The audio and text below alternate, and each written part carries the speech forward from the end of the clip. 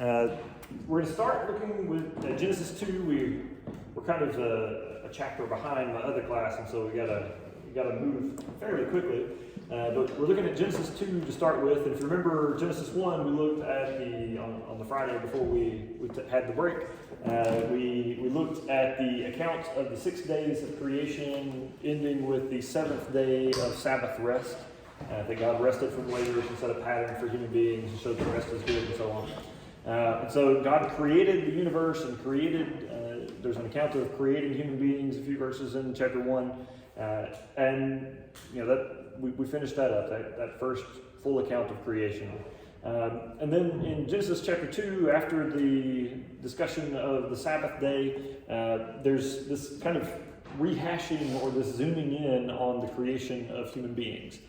Some people have kind of, I think, misinterpreted this as being, Genesis chapter 2 as being a whole separate second creation account that is at odds with the first creation account in Genesis 1.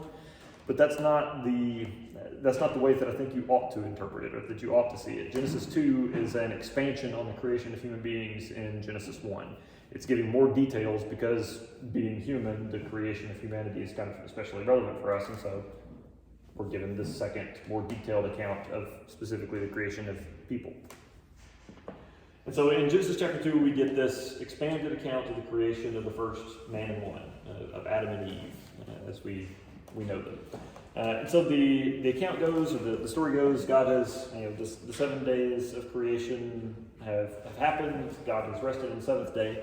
And that first creation account has come to an end.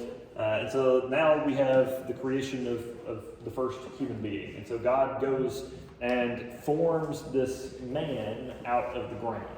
So he forms this human being, this human shape out of the earth, out of the dirt, and then breathes into it, and it lives. It's given the breath of life. And in Hebrew, it's kind of an interesting parallels, just like in Greek and the New Testament, actually. But in the Old Testament Hebrew, the word for wind and breath and spirit are all the same word. It's all ruach, one word. In the New Testament Greek, it's pneumatos, but in the Old Testament Hebrew, it's ruach. And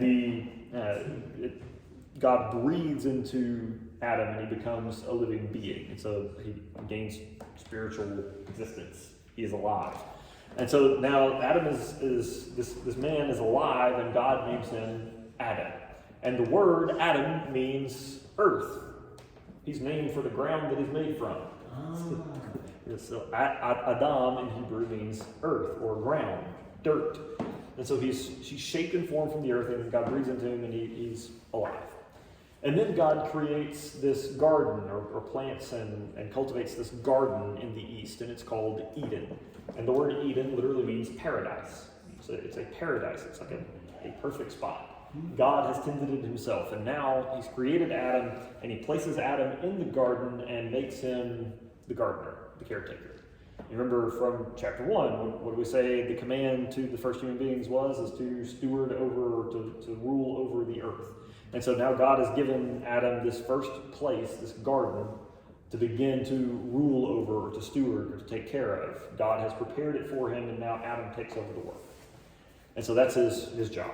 And as God places him in the garden, and then he gives him this instruction, this command to take care of the garden. But then he also says, you can eat fruit from any of the trees, any of the plants in the garden. You can eat the fruit of any of the trees in the garden, except one. There's this one tree that you can't eat from. The tree of the knowledge of good and evil. Leave it alone. So you can eat from all the rest of the trees in the garden that God himself has prepared for you. It's a paradise. Just leave that tree alone. And so then God says, the first thing, the only thing in this account, if you look back at the previous Genesis 1 account, God, at the end of every day, or at the end of creating everything on each day, God looks at it and says, it is good. And then after finishing creating everything, after creating human beings at the very end, and the 6 days are fully over, God looks and says, it is very good. And so God says it is good over and over and over again in Genesis 1. And so now, finally, the first time, we're going to hear God say something is not good. And so he's going to look at Adam, and he says, it is not good for the man to be alone. It is not good for the man to be alone. And so he tells Adam to go and start naming all of the animals. And so God causes all the animals to come up and pass by Adam, and Adam names them. And he's also looking to see if any of them are suitable for him, if any of them would make a good companion. Of course, God knows that none of these animals are up to snuff, but God needs Adam to know. And so God causes all the animals to pass in front of Adam, and he names them, and whatever he named them, that's what they were called, but none of them were found to be a suitable helper for him.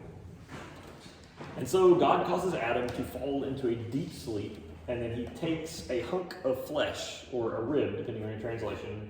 Older translations is rib. Most newer translations just say flesh from his side, or something from his side. So that take a hunk from around his rib area, and uses that to fashion a woman, Eve. She doesn't get the name Eve until the next chapter, actually, but fashions this woman from the hunk from his side. And then Adam wakes up and sees her, and he has this moment, this "at last," he says. We'll come back to that in a second. First, I want to kind of roll back to what was said about the helper suitable for him.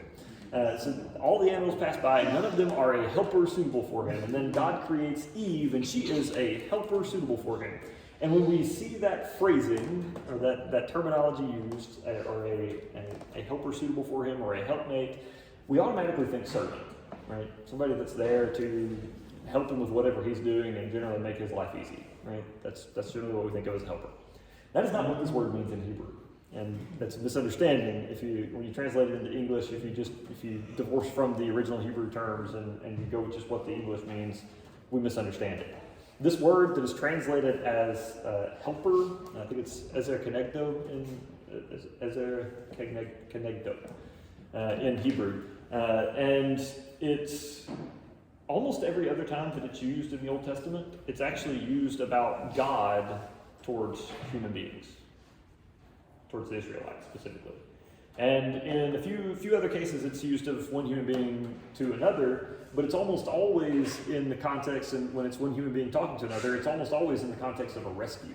Like when Abraham goes and rescues Lot from captivity, when Lot, his nephew, has been taken captive and carried off as a prisoner to become a slave, and Abraham goes with some of his men and rescues him, that rescuing, that was as a Kenegdo, the helper. He helped him out of a tight spot. He helped him from the situation he was in. And so this term, this phrase, helper suitable for him, the Ezer Kenegdo, does not mean a servant. It doesn't mean somebody that is subordinate and just does whatever you ask, or that helps you along with whatever is important to you. It's somebody that is a genuine companion, a genuine helper, somebody that is even capable of rescuing you. It's not somebody that is subordinate or less. And so if somebody uses this phrase to say that women are supposed to be subordinate to, or are supposed to just always help their husbands with whatever they're doing and have no goals or plans of their own or whatever, that's not what it means. It means that she is fully a companion and a complement to him. The two of them are complements to one another in a way. They aren't alike. They aren't the same. They are deeply and intimately connected, what with them being made from the same stuff. But even though they're deeply and intimately connected, they're not the same, but they correspond to each other. They respond or complement each other in a way that is extremely good. And so Adam, when he wakes up, after having named all of these animals, hundreds of animals, and found none of them that could be what he needed, God puts him to sleep, creates Eve from his side, and he wakes up and he looks at her and he says, "At last, flesh of my flesh, bone of my bones." He recognizes she is like me, but not me. She is like me, but not me, and she can be the one that I the companion, the company. Bless you. And so this text actually becomes the basis for the marriage covenants, the understanding of marriage in the Old Testament and in the New Testament. It's quoted several times by Jesus and by Paul in reference to the nature of marriage in the New Testament. And this passage, chapter 2, finishes out or concludes, "That is why a man will leave his father and mother and be united to his wife, and they become one flesh." This is why a man leaves his father and mother and is united to his wife, and they become one flesh. And so it's the basis for the understanding of what marriage is in the Old Testament. And then finally, the last thing, the chapter ends, Adam and his wife were naked, and they felt no shame. And they weren't. They felt ashamed? Nope, no shame. Adam and his wife were naked and they felt no shame. But wait, there's more. Now we get into chapter 3. And in chapter 3, we'll find shame. Or they'll figure out shame. So Genesis chapter 2, again, is focusing in on the creation of humanity. But when we move over to Genesis chapter 3, we're moving to a new major moment, a new major phase of human existence. It's called the fall. And the basic meaning of what we mean by the fall is human beings disobey God. They do the one thing that God told them not to do. And as a result, there is a diminishing or a collapse of what it means to be human. They become less. And not only do they become less, they become twisted. So that their natural tendency will be to create pain and misery and to do what they ought not do. And not that everything that they do will be wrong, that they will be wrong in everything that they do, but that they will have the natural tendency to do what they ought not to do over time, and that will produce more pain and misery, corruption, and that affects not only Adam and Eve, but all of their children, which means everybody. So, the fall, Genesis 3, the account in Genesis 3 goes like this. The Adam and Eve, or not yet named Eve, should be named Eve at the end of the chapter, but Adam and Eve are in the garden, and there is this serpent, this lizard thing, serpent of some kind. The snake. Usually depicted that way, probably so. But this serpent is there, and the serpent is described as being craftier than any of the other animals that God had made. And so it's crafty, it's wily. And it comes to Eve and starts to speak to her and to try to get her to doubt what God said.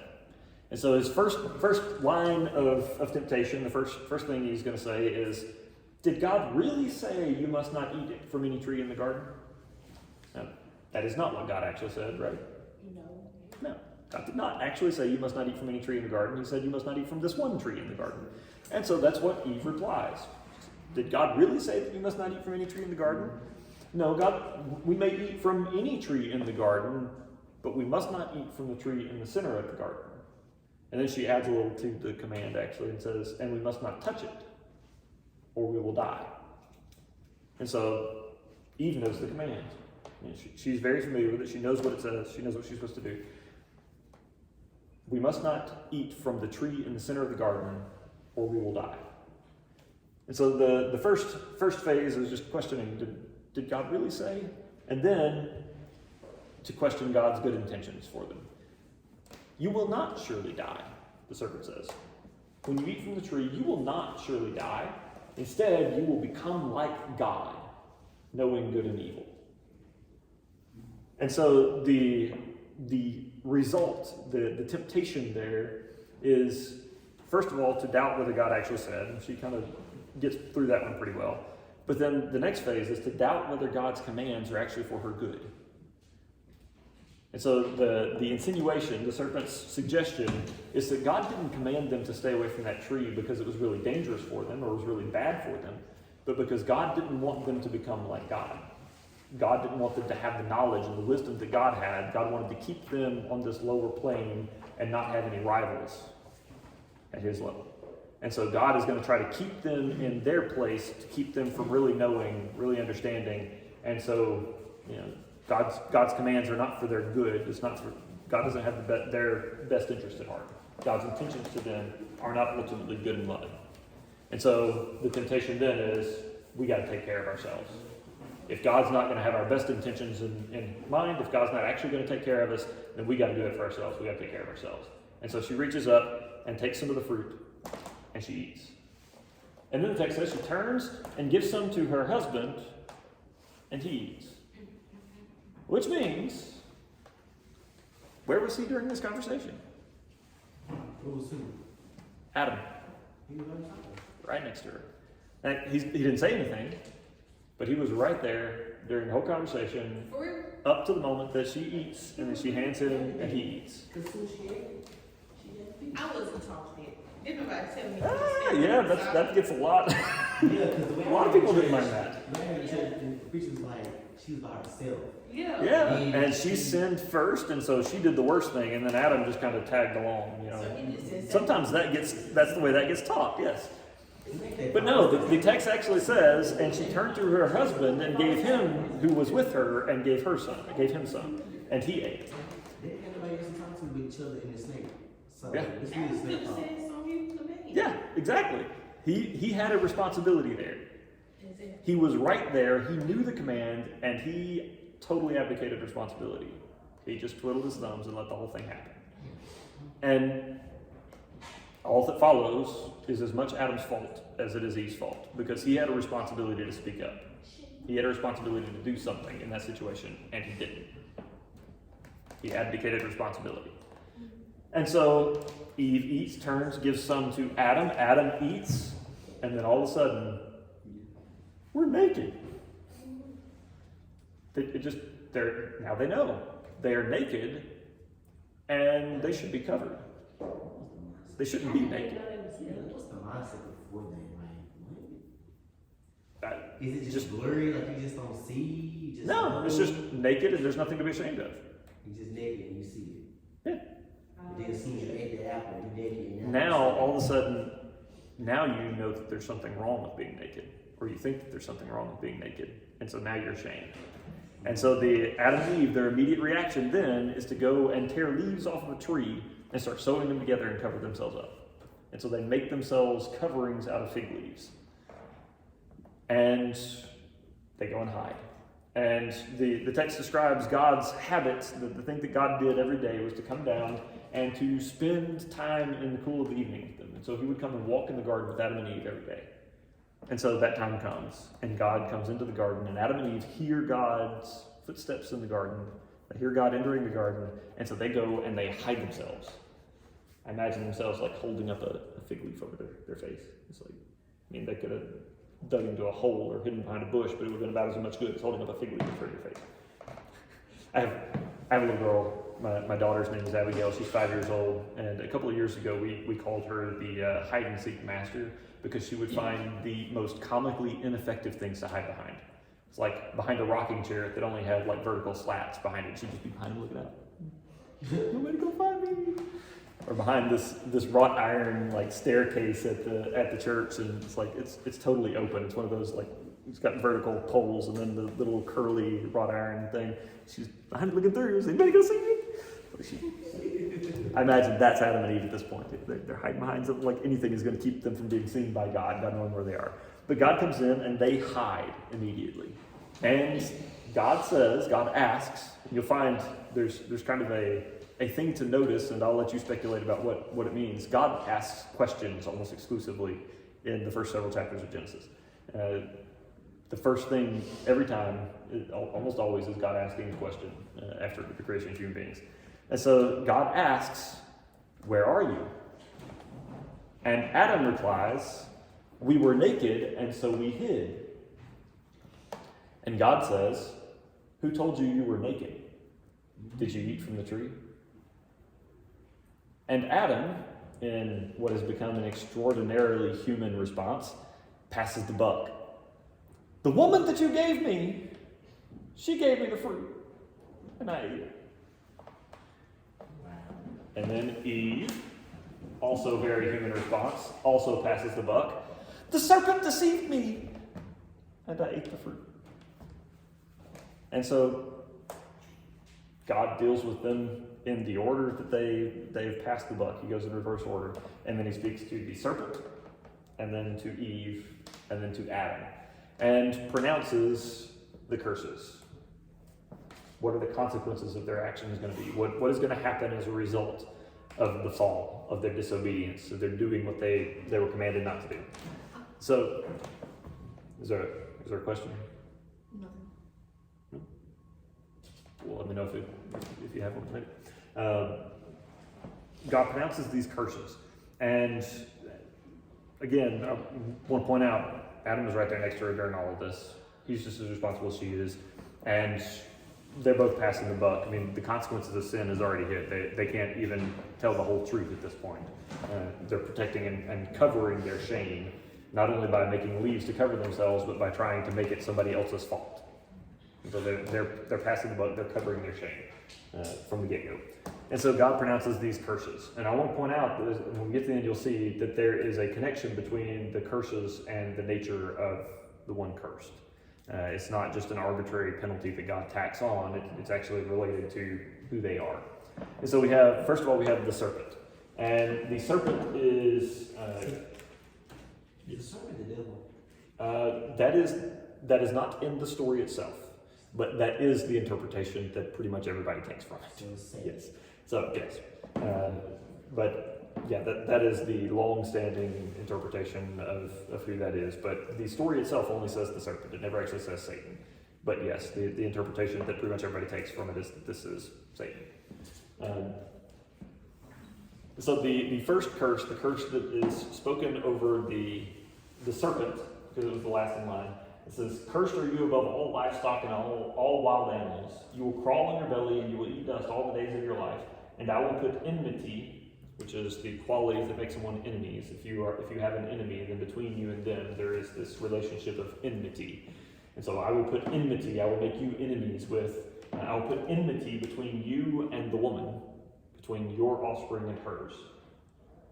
He will crush your head, and you will strike his heel. We'll come back to how that is taken up and what that means in the broader scope of Scripture in a minute. For now, I'm just going to leave you with that weird statement. He will crush your head, and you will strike his heel. And then he turns to the woman, and he says, "I will make your pains in childbearing very severe. With painful labor you will give birth to children. Your desire will be for your husband, and he will rule over you." And then finally to Adam, he says, "Because you listened to your wife and ate fruit from the tree about which I commanded you, you must not eat from it. Cursed is the ground because of you. Through painful toil you will eat fruit from it all the days of your life. It will produce thorns and thistles for you, and you will eat the plants of the field. By the sweat of your brow you will eat your food until you return to the ground, since from it you were taken. For dust you are, and to dust you will return." So there's the curses, the consequences of their actions, or the consequences of their fall. And I said that they are connected to who they are. Let's go in reverse order, just to get this all really confused. Let's start with Adam. What does Adam's name mean? Earth. Earth. Very good. What is the curse? Being on the ground. Cursed is the ground because of you. Adam's name means earth, and it is the earth that is cursed as a result of his actions. And because of the curse, the consequences of Adam's actions are that the ground will no longer produce good fruit consistently. And so sometimes the ground will produce thorns and thistles instead of edible food. Sometimes your labor, your work, will produce nothing good. It will be in vain, it will be meaningless, and you will have just worked for nothing. And all of your work will be much more difficult, much more toilsome, much more painful than it would have been otherwise. God created the universe in 6 days and then rested on the seventh day, the Sabbath day, to create a pattern of work and rest, because work is good. We were created to do work and given work to do from creation. And so that work, as a gift from God, was intended to be a source of joy and a source of completion and meaning, and it was supposed to be good. But now, because of the curse, because of the consequences of sin, that work is still necessary. We have to do it, and there's still good in it, but it's also painful. It's also difficult. For example, all of the work that you're going to do this semester, all of that writing that you might get stuck doing, or all of the homework that you're going to have to do this semester is going to be difficult, toilsome. It's not always going to be fun. It's not always going to be enjoyable, because work has been cursed. Labor has been cursed. And the work of the student, just like the work of the professor, is cursed. It falls under the consequences of our sin. And so now it is difficult and painful instead of being a source of joy and good. It still produces good, but much more difficult and much more painfully. And Adam, not only is the ground cursed, but Adam will die. In fact, everybody dies. And so Adam will die and return to the ground from which he was made. And so Adam is cursed. The ground is cursed because of him, and he will return to the ground from which he is made. Eve, we're going to find out in just a second, the next After these curses, the very next thing is Adam naming his wife Eve, which we're told means the mother of all living. What is the curse on Eve? Oh, the painful of birth. Painful childbirth, painful child rearing or childbirth. That bringing children into the world will be extraordinarily difficult and painful and even dangerous for the mother of all living. And so Eve, whose name means mother, is cursed in childbearing. That childbearing is painful. And not only that, you don't have a mother without a father, right? There's kind of an implied relationship there.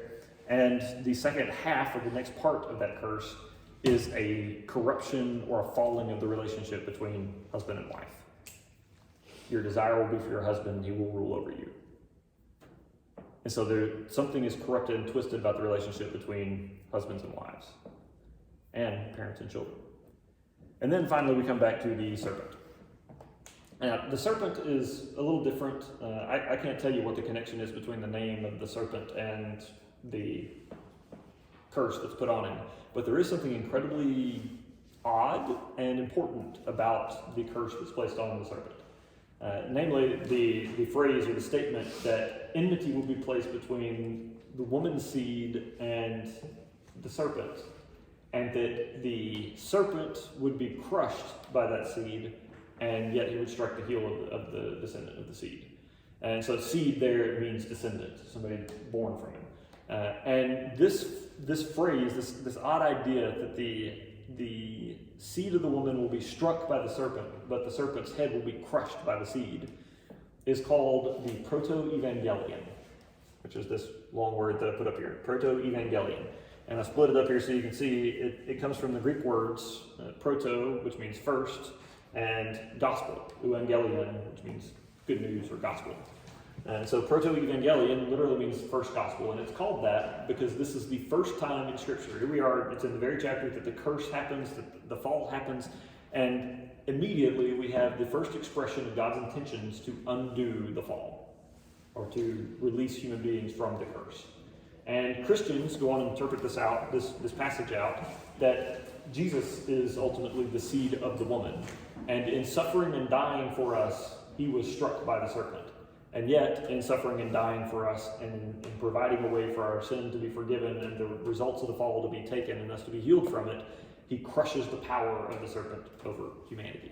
And so this is the proto-evangelion, the first gospel, and the way that Christians understand that is that Jesus is the seed of woman who is harmed by the enemy, harmed by the serpent, but who crushes the power of the serpent over all of the other descendants of the woman.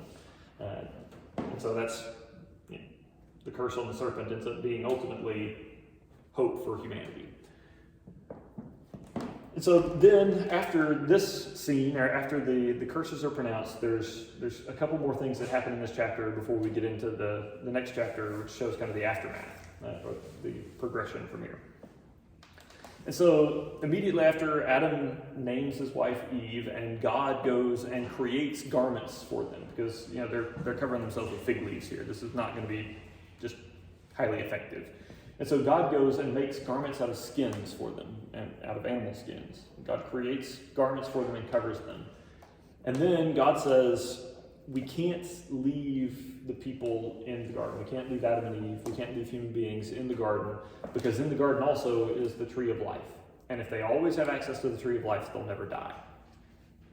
And so he puts them out of the garden, sends them away, and puts an angelic figure, a cherubim, at the entrance of the garden to guard it and to make sure that no one can enter back in. So no one can come back in and eat from the fruit of the tree of life and live forever. And so Adam and Eve are cast out. And now they have to go, and instead of being able to do what they were called to do and to work as they were called to work in the garden prepared by God, they have to go out to where the land has never been prepared. And they have to work, and from the toil and the sweat of their brow and the hard work that they do, they have to make their living and try to survive. And so God sends them out, and by sending them out and away from the tree of life, now they're not going to have access to it, and they will die. They'll grow old and die. And the question that I put to all my classes is that cruelty? is God being unnecessarily cruel to Adam and Eve because of what they've done? And I mean, a lot of people feel like it is, that people shouldn't die because they messed up, right? But on the other hand, they were pretty explicitly told what the consequences would be for their actions. If you eat from this tree, you will die. And so there's direct consequences of the actions. But I want to pose, in addition to action consequence, that they knew what they were getting when they did it, they knew what the consequences would be, or had been told, and they didn't believe it. In addition to just that it's justice, because that would be the natural consequence of the action as they've been told, I also want to put to you the idea that it is actually a kind of divine mercy that God causes them to not live forever, that God lets them die, causes them to die by sending them away from the tree of life. As a result of their disobedience, of their sin, their nature is different. Their nature is twisted and corrupted, and they will tend to do what they ought not do. They will tend to do things that are harmful or bring misery, or are disobedient, or corrupt them even more, corrupt their natures even more, rather than doing what is good and right and just. And so they now have a tendency to do bad things, or to do wrong things. And doing those wrong things twists them even more and makes them even more corrupt. How many of you can think of somebody, somebody that's, let's say they're in their 60s, a little bit older, 60 or 70 years old, and they seem to be just kind of upset at the world. Nothing brings them joy. They're just mad at everything. That everything is just makes them grumpy and makes them angry. Everybody's out to get them. It's just they just kind of old and grumpy and miserable looking. Y'all know somebody like that? Mm-hmm. Imagine if their life was not 70, 80 years long, but was 7,000 years long, or 70 million years long, or 700 billion years long. If they have gotten to be this miserable in 70 years, what would they be like in 700 billion? What do people that don't talk all day sit there? People just sit and pray all day? I think they're better to I mean, who knows? But if human beings live the lives that they do now, and they just got 700 million years of it, or more, how many people would be absolutely miserable well before they got to 700 million years? At what point would life actually be worse than death? And so God builds in a kind of a kill switch, or a time limit. There's a limit to how far human lives will go, and so a limit to how corrupt an individual person can get. There's kind of a limit to how far it can go. And also, imagine if you knew that you weren't going to die, you knew that you had all of the future ahead of you, you had an unlimited life. Would you make the decisions that you made? Would you do the things that you do through your life? There's something about knowing that we're going to die and facing death that causes us to approach life differently. And especially as we get older and as we get closer and closer to that time when we know that the end is coming, we definitely start to make choices differently because of the closeness of death, because we know that death is coming. And so we are forced to consider what might happen, what is the result of our lives as we've lived it, what's going to be the outcome. And so being forced to face death also changes the way that we live, and for a lot of people, changes it for the better.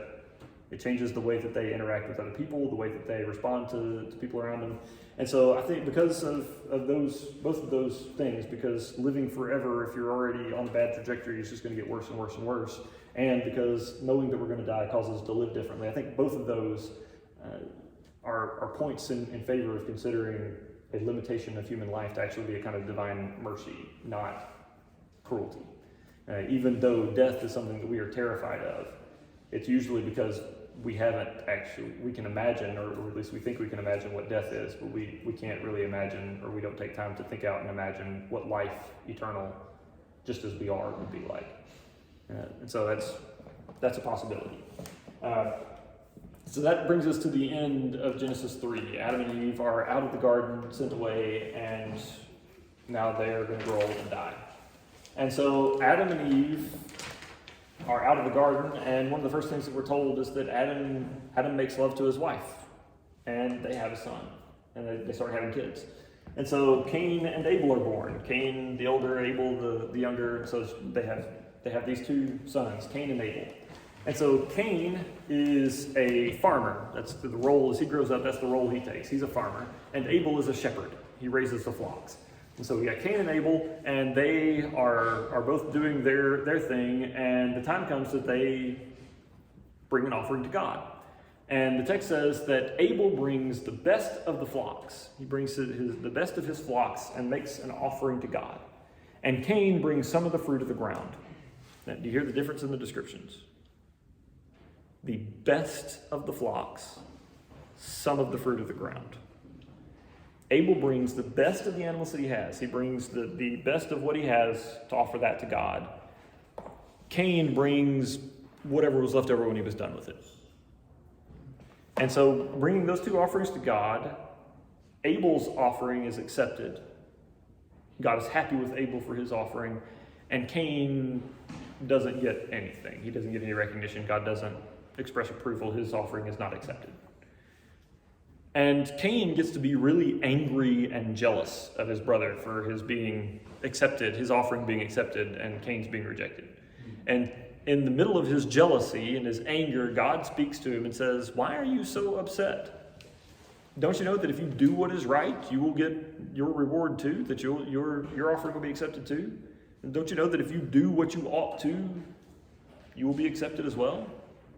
And so basically God says, this is direct consequence of your actions. You brought me your leftovers, and you wanted a big celebration because of it. That's not the way this works. Abel brought me the best of what he had in trust, and his offering was accepted. You brought me what was left over when you were done, and that was not accepted. Do what's right, and you will be accepted.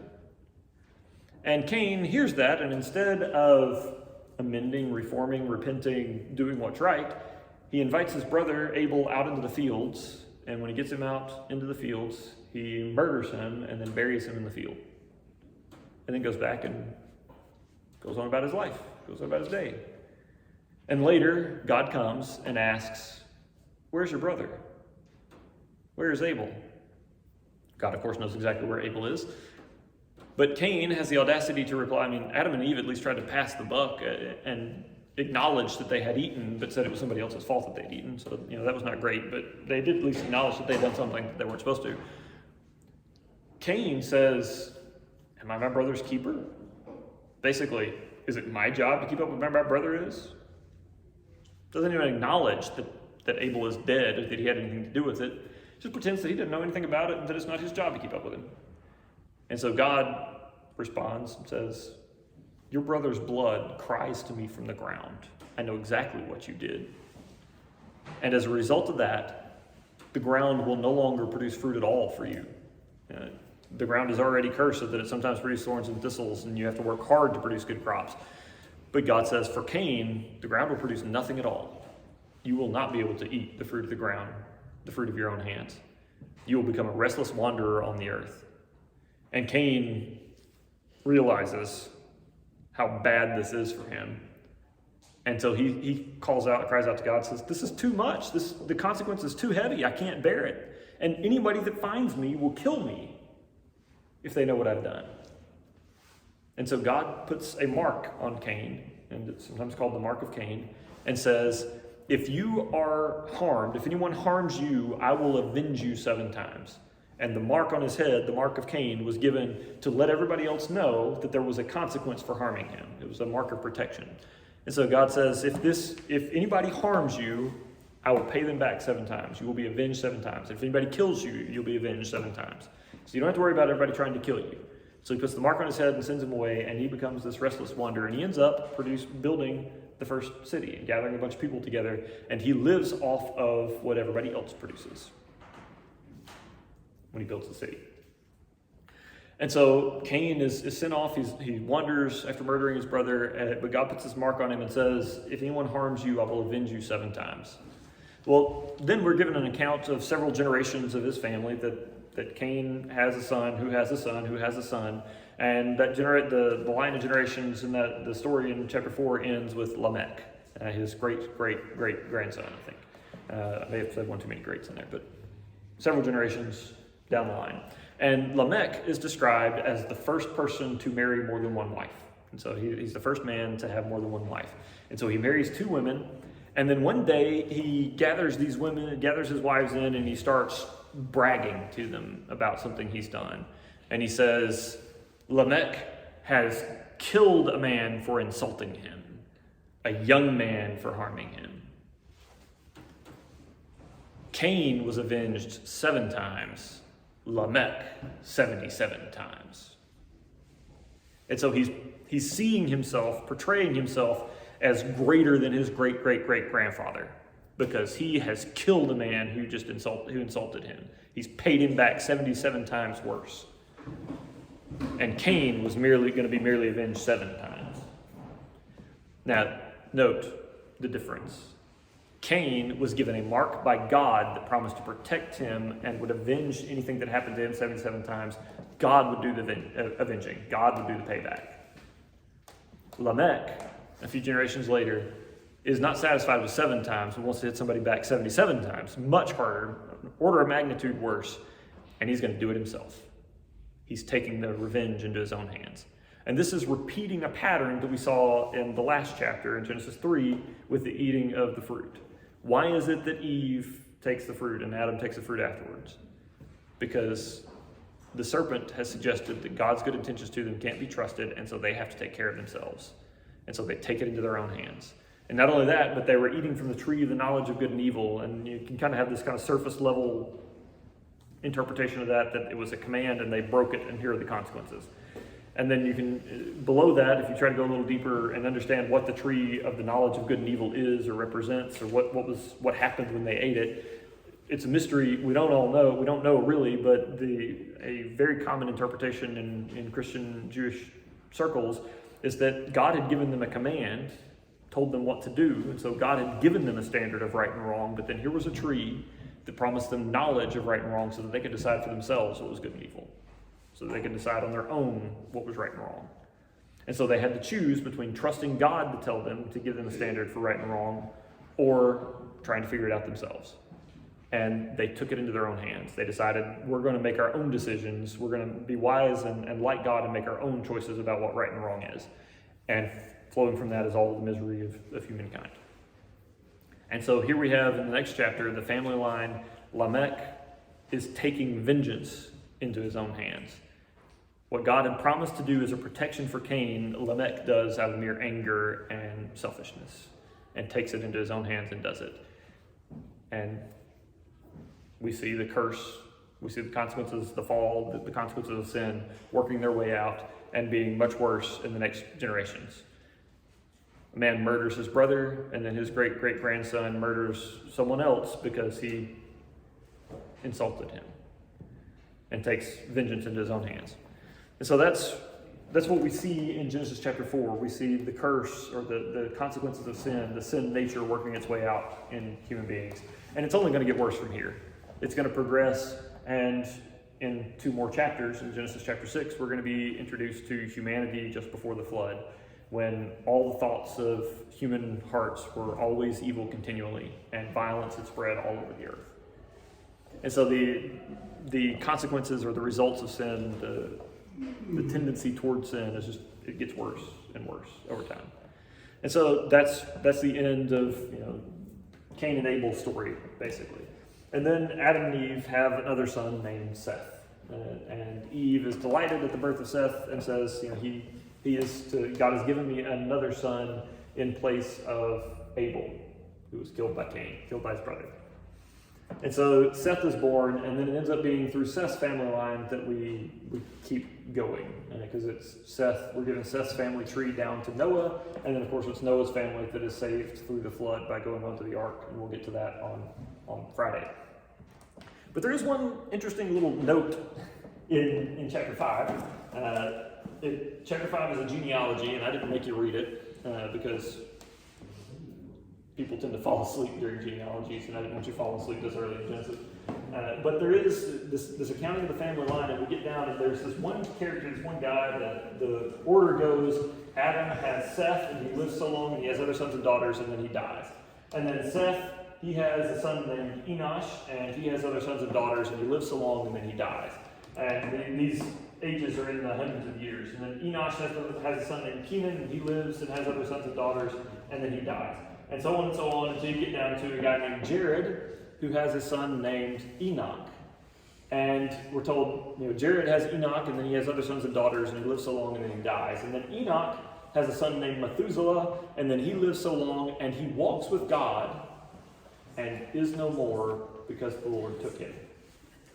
It's just this weird thing, this weird note, this moment, that there's this guy named Enoch, that in this succession of people who live, have children, and die, he lives, has children, and doesn't die. Instead, he's just taken by God. And so there's this guy named Enoch who doesn't die in Adam's family line. And he has a son named Methuselah. And Methuselah, interestingly, is the oldest man that ever lived, the oldest person recorded in Scripture. It says his age at death was 969 years. Old dude. And he lives 969 years, and then he died. And if you're ever looking for a kind of random stumper question that you can ask somebody, Methuselah is the oldest man who ever lived in Scripture. How did his father outlive him?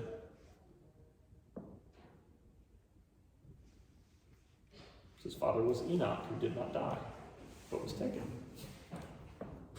There's your weird, geeky, Old Testament answer. If you're ever needing a stumper question for somebody someday, there you go. I guarantee you that nobody will answer it. I think I have messed around and asked probably 80 people that over the last 20 years, and I think I had one person that was a minister in training in seminary that actually figured it out before I told them. But anyway, that's it for today. Are there any questions over any of the texts we looked at?